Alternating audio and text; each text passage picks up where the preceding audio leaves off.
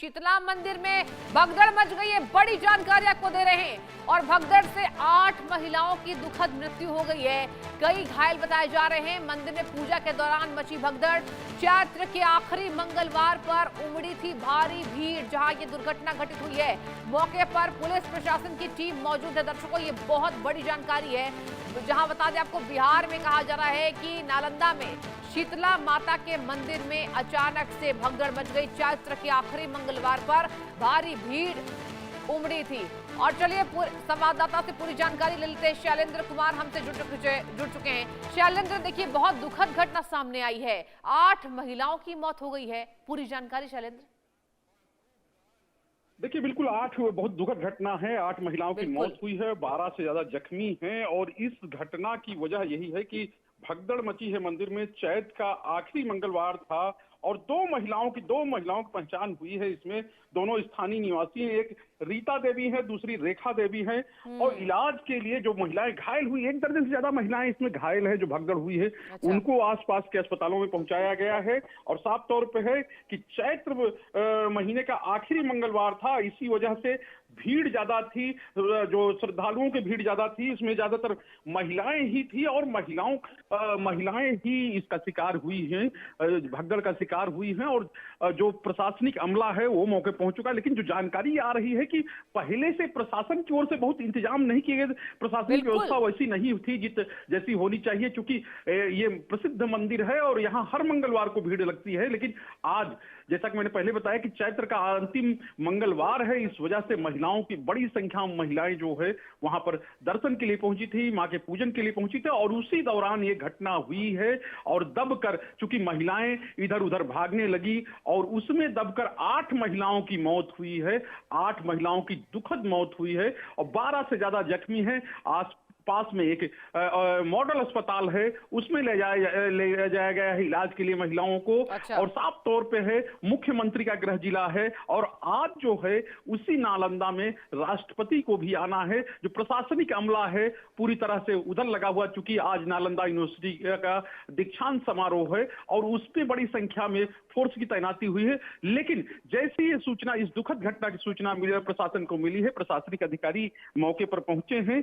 लेकिन घटना अब हो गई है और जिस तरह से घटना हुई, काफी विभत्स घटना है, काफी दुखद घटना है। और इसको देखते हुए बड़े पैमाने पर जो वहां राहत और बचाव का काम है, यानी कि जो लोग घायल हैं, जो लोग जख्मी हैं, उनको अच्छा इलाज मिले, इसकी व्यवस्था की जा रही है। और साफ तौर पे है ये घटना जो हुई है, ये एक कहे कि जो आपस में कुछ अफवाह फैलती है वहां पर, और उसी को लेकर लोग इधर उधर भागने लगते हैं। और उसी दौरान ये घटना हुई है जिसमें लेकिन देखिए अधिकारी अभी मौके पर पहुंचे हैं, लेकिन अब क्या फायदा अगर आए दिन ऐसी घटनाएं सामने आती है। ये पहली दफा तो नहीं है कि मंदिरों में अचानक से भगदड़ मच जाती है। क्यों तैयारी नहीं होती है? क्या मौत के आंकड़े का इंतजार किया जाता है? ये तमाम सवाल है ना शैलेंद्र।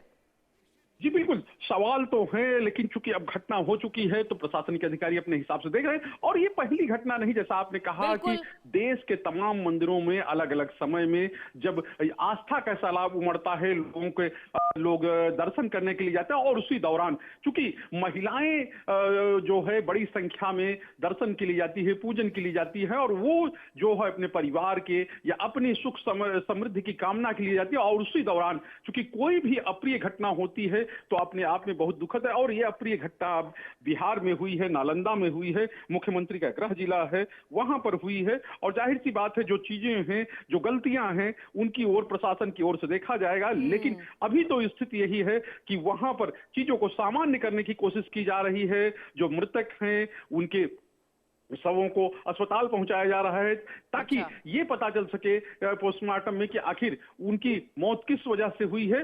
और प्रशासन अब कहे कि अलर्ट हुआ है। और साफ तौर पर जैसा मैंने पहले बताया, क्योंकि राष्ट्रपति का दौरा है तो सारा ध्यान प्रशासन का, प्रशासनिक अधिकारियों का, प्रशासनिक अमले का उधर था। और इधर ये एक बहुत ही दुखद घटना वो हो गई है।